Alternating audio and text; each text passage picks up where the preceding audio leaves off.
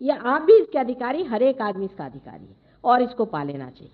जैसे एक दीप दूसरे दीप को जला सकता है,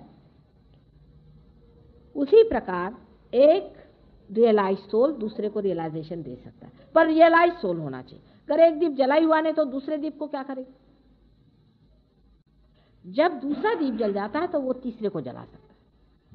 इसी प्रकार ये घटना घटित होती है और आदमी के अंदर में लाइट आ जाती है।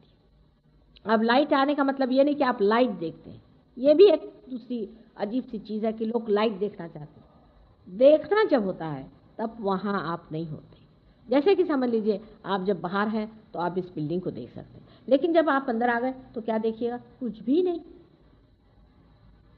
तब तो सिर्फ आप होते मात्र हैं, आप देखते नहीं हैं कुछ। जहाँ जहाँ देखना होता है तो सोचना कि आप अभी बाहर हैं।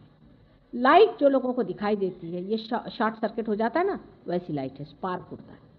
इसलिए जिस चीज़ को लाइट दिखाई हो वो मुझे बताएं, आज्ञा चक्र टूटा है उस आदमी का, उसको ठीक करना पड़ेगा। ये सारे चक्र भी कुंडलिनी अपने आप से ठीक करती चलती है। वो आपकी माँ है, आप हर एक की अलग अलग माँ है। वो आपकी, जिसको सुरति कहते हैं, वही यह सुरति है और ये अपने आप से चढ़ती है और अपने आप आपको ठीक करके वहाँ पहुँचा देती है। आप में अगर कोई दोष भी है वो भी हम समझ सकते हैं, वो भी वो बता देती कि इनका दोष ठीक कर दो।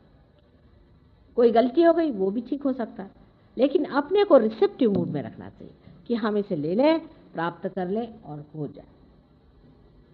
अब कल भी एक बात जो उठी थी वो आज भी दिमाग में किसी के उठ रही है कि कुंडलिनी अवेकनिंग तो लोग कहते हैं बड़ी मुश्किल चीज़ है, बड़ी कठिन चीज़ है, ये कैसे होती है? इसमें कोई नाचते हैं, कोई बंदर जैसे नाचते हैं, कोई कुछ करते हैं, कुछ भी नहीं होता। हमने हज़ारों की कुंडलिनी जागृत की और पार किया हुआ है, ऐसे कभी भी नहीं होता है। जो परमात्मा ने आपके उद्धार के लिए चीज़ रखी हुई है, आपके पुनर्जन्म के लिए आपकी माँ है, वो आपको कोई भी दुख नहीं देती, उल्टे आपको वो अत्यंत सुखदायी है। कैंसर जैसी बीमारी कुंडलिनी के अवेकनिंग से ठीक होती है, सारी बीमारी आपकी ठीक हो सकती है। इस तरह की बड़ी भारी प्रेमदायिनी, आशीर्वाददायिनी, इस तरह की बड़ी भारी शक्ति आपके अंदर में है। तो इस तरह की गलत धारणाएं कर लेना कि हम बंदर हो जाएंगे या मेंढक हो जाएंगे, आपको अति मानव जो बनाने वाली चीज़ है वो आपको क्या मेंढक बनाएंगे? इस चीज़ को आप समझ लें। अब ये कठिन होता है, वो उसके लिए कठिन है जो बेवकूफ़ है, जिसको मालूम नहीं। जो इसका अधिकारी नहीं उसके लिए कठिन है, जो इसका अधिकारी और जो इसके सारे काम काज जानता है उसके लिए बाएं हाथ रखे। हो सकता है कि हम इसके अधिकारी हैं और हम इसके सारे काम जानते हैं, इसीलिए आसानी से उठती है। बहरहाल आप अपनी आँख से देख सकते हैं इसका उठना, आप इसकी जागृति देख सकते हैं, इसका चढ़ना भी देख सकते हैं, और उसकी हम लोगों ने फिल्म भी बनाई है। पर जो लोग बहुत शंकाखोर होते हैं उनके लिए सहयोग ज़रा मुश्किल से पनपता है। इस चीज़ को पाना चाहिए और इसको लेना चाहिए। आजकल जो ज़माना आ गया है, जिस ज़माने में हम रह रहे हैं, कल युग में, असल में हम ये कहेंगे कि आध्यात्मिक दृष्टि से हम लोग बहुत ही ज़्यादा कमज़ोर हैं, इनसेंसिटिव, संवेदना हमारे अंदर नहीं।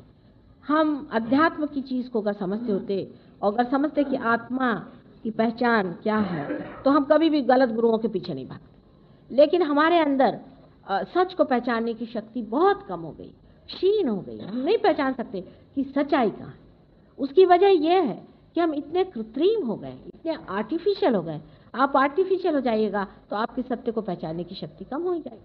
पर जैसे गांव में अभी मैं देखती कि गांव में लोग एकदम पहचान लेते, वो पहले पहचान लेते कि कौन असल है कौन नकल है। गांव के लोगों में नब्ज होती है इस चीज़ को पहचानने की। वो समझते हैं कि ये आदमी नकली है और ये आदमी असली। गाँव के जो सीधे साधे सरल परमात्मा से संबंधित लोग होते हैं वो इसको बहुत आसानी से पा लेते हैं, उनको एक क्षण भी नहीं लगता। लेकिन शहर के लोगों में, एक तो शहर की आबो हवा की वजह से और यहाँ के तौर तरीके की वजह से आदमी इतना अपने को बदल देता है, इस कदर अपने को धर्म से गिरा लेता है। अब ये उसमें क्या हुआ साहब, सब लोग पीते हैं, बिजनेस के लिए पीना चाहता है, मानो जैसे बिजनेस ही भगवान है, उसको तो पीना ही चाहिए, फिर उसके अगर बिजनेस कैसे चले? तो या तो फिर ये कहो कि तुम परमात्मा में या धर्म में बिल्कुल विश्वास नहीं करते, और अगर जरा भी विश्वास करते हो तो जो अधर्म है उसको नहीं करना चाहिए।